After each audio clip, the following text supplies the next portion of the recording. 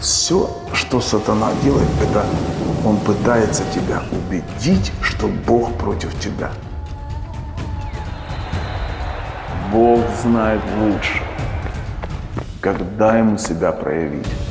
Он уже все знает наперед, и моменты, самые кризисные нашей жизни, являются самыми благословенными бывают.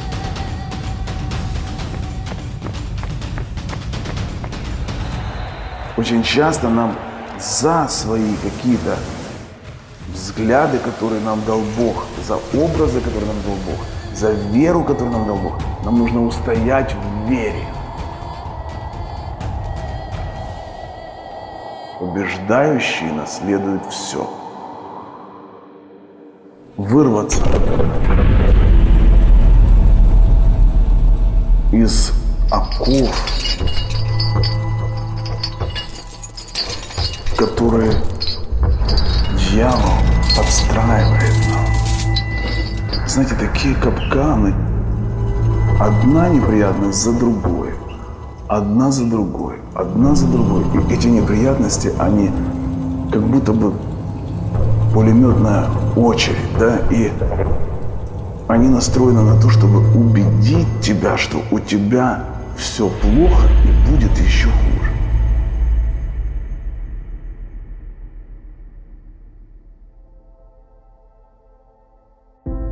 Я вам скажу, вот глядя на жизнь, размышляя о жизни, ты видишь прекрасно, что на самом деле дьявол такой лжец, он такой обманщик. Ведь Библия нас предупреждает, что есть конкретные нападки сатаны, и что каждому из нас нам нужно быть готовыми к тому, что он может нападать. Но вы заметили, что, как правило, он поджидает нас в те моменты, когда мы не готовы с ним встретиться. Вот он поджидает тебя, когда ты уставший. Он поджидает тебя, когда ты где-то разоружен, где-то ты был неправ. И вот в этот момент, когда ты был неправ, и, возможно, даже ты согрешил, но удивительно то, что в этот момент еще и кто-то отвернулся от тебя. И, возможно, в этот момент, как сверхъестественно получилось, ты там, не знаю, разбил машину, или тебя обокрали, или еще что-то случилось. И со всех сторон сатана хочет тебя обложить лжезнамениями. Лжезнамениями как бы от Бога. И ты даже в этот момент как бы и до конца не понимаешь, ой, да, это дьявол сделал, но внутри тебя все сжимается, это Бог допустил, и я понимаю, что это все, наверное, не к добру, и вот у тебя начинаются мысли, и появляется какой-то страх перед Богом, что Он против тебя, что Он где-то не любит тебя, что Он где-то не хочет даже тебя поддержать в эти моменты, и у тебя появляется даже ощущение такое, что ты даже как уверен в этом. А на самом деле, друзья, вот знаете, я сегодня могу рассказывать вам о вещах, которые я проходил от самого начала. Меня Бог проводил через какие-то, знаете, такие тяжелые моменты. Я не понимал, зачем, но оказалось потом, что все это мне было нужно. И вот все, что сатана делает, это он пытается тебя убедить, что Бог против тебя. Своими лжезнамениями вот так вот буквально выкладывает все, чтобы одно за другим, и со всех сторон, и даже вплоть до того, что подойдут верующие и скажут тебе, вплоть до того, что вы сейчас удивитесь, но я скажу, что ты через проповедь услышишь, и даже через проповедь он скажет тебе. Даже Библию откроешь, и даже через Библию скажет тебе.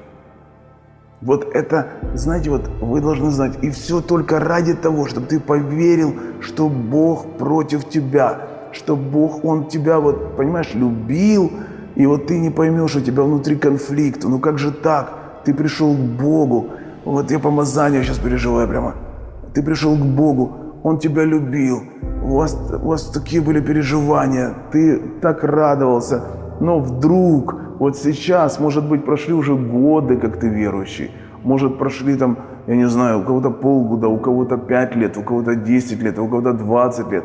Но разницы нет, друзья, потому что не меняется духовный мир. И на самом деле, вот вдруг ты начинаешь думать, а сейчас как будто бы Божье отношение изменилось ко мне и ты называешь сам себе причины, потому что эти причины тебе уже дал кто-то на тарелочке. А ведь на самом деле, вот знаете, вот что есть победа над дьяволом? Дьявол клеветник, он приходит, он приносит тебе чувство вины. И с чувством вины ты становишься бессильным. Чувство вины – это как будто бы заявление, знаешь, оно уже отдаляет тебя от Бога сразу. Когда Адам, он ощутил чувство вины, вот когда он согрешил, он ощутил чувство вины с Евой, и они сразу же спрятались от Бога. Вот чувство вины, когда ты носишь его в себе, оно прячет тебя от Бога. Выражается это в том, что ты не хочешь идти даже в церковь, ты не хочешь идти там, на домашнюю группу, ты не хочешь идти в служение, ты не хочешь встречаться с братьями и сестрами. Ну почему? Ну потому что тебе кажется, у тебя на лбу написано это. Чувство вины, оно поражает нас настолько сильно, и оно выталкивает нас. Если человек, вот Адам и Ева прятались от Бога, то точно так человек сейчас прячется от Бога, но он также прячется от братьев и сестер. Он прячется от тех, кто ходит в присутствии Божьем. Потому что эти люди становятся крайне неинтересны ему. И вот здесь я скажу вам, размышляя о жизни, я понимаю, что есть один путь и есть один ответ. Вы должны знать, да, дьявол будет атаковать вас. Вы должны знать, но как далеко он зайдет, это вы уже решаете. Это раз. Во-вторых, самый главный ключ. И вы должны сейчас услышать это. Чтобы дьявол не мог атаковать вас с чувством вины, перестаньте грешить. Перестаньте грешить. Не грешите. Сразу же вот отрежьте грех от себя. Потому что дьявол через какой-то один грех может войти во всю твою жизнь и поразить ее чувством вины. Ты будешь уже вину ощущать везде. Вы должны знать, что жало же смерти – грех. Жало же смерти – грех. Вот жалит пчела. И вы видели, да, когда пчела жалит, к примеру, да, оса пчела, это, вот, к примеру, там шмель, там остается жало. Жало нужно вытянуть. И вот представьте себе картину, что человек аллергик, и ему конкретно, вот если его ужалит, к примеру, пчела, то он умрет. Вот то же самое происходит. Дьявол, как этот шмель, когда оса пчела, это, он жалит тебя грехом. А у нас нет переносимости на грех. Поэтому человек духовно умирает. И чувство вины – это есть та боль, которую ты испытываешь. Вот боль. Кто-то из вас, наверное, каждый испытывал в жизни, как его жалила пчела. И вот эта боль, когда жалит пчела, это есть чувство вины, которое тебя просто разрывает внутри. Душевная боль. Поэтому каждому нужно знать, не давайте место дьяволу. А как ему не давать место? Как вот конкретно, что делать, если он приходит? Что делать, если он где-то имеет какую-то победу? Да? Вы должны знать, что нужно делать. Верою своею противостойте дьяволу.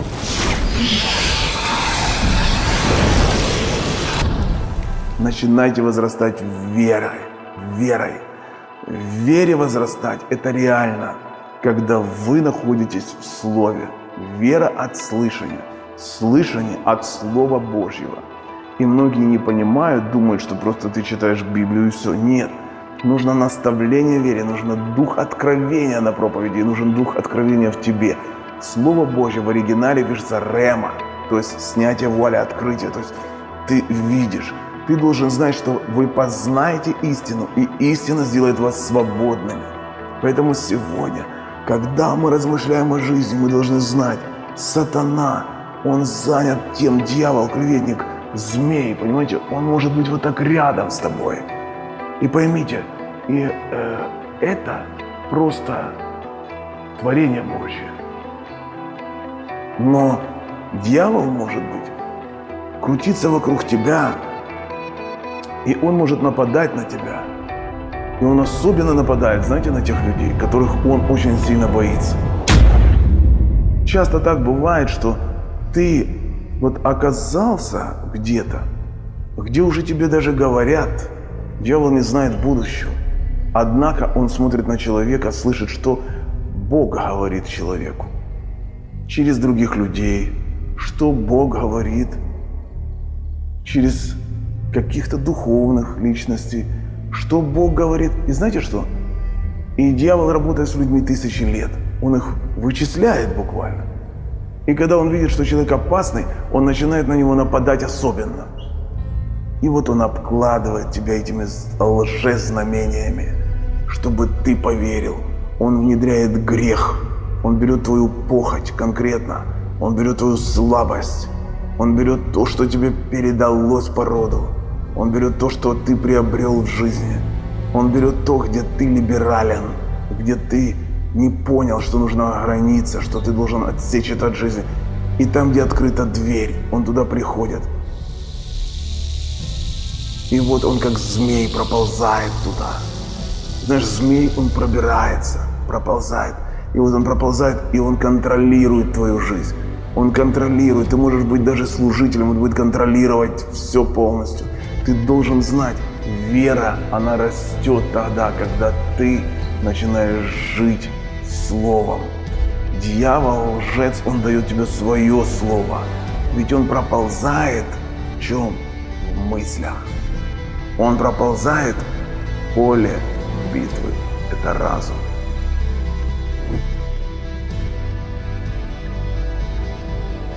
Размышляя в жизни, я вижу, что именно так демоны работали всегда в жизни людей. Я сам в своей жизни прошел много разных сложных ситуаций и видел, что дьявол, он пытался навязать мне свое мнение.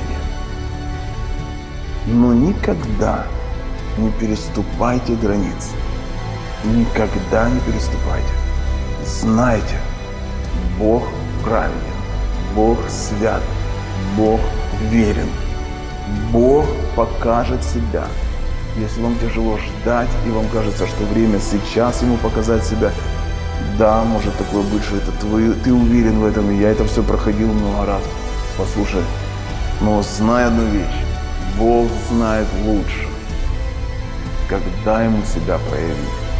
Он уже все знает наперед, и вот моменты самые кризисные нашей жизни являются самыми благословенными. Вопрос победы, он говорит, побеждающий наследует все.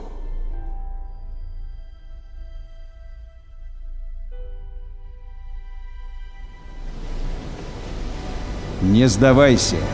Уже сегодня ты увидишь перемены, и твое сердце наполнится радостью. Друг мой, помни, я с тобой. Даже если у тебя нет веры, помни, она есть у меня. Все, что я говорю, обязательно сбывается. Я благословляю тебя. Я очень-очень рад и искренне благодарен, когда вы поддерживаете мои руки, когда вы поддерживаете мое служение своими финансовыми пожертвованиями. Спасибо вам. Пусть Бог благословит вас 1000 раз. С молитвой о тебе, Владимир Мунтян.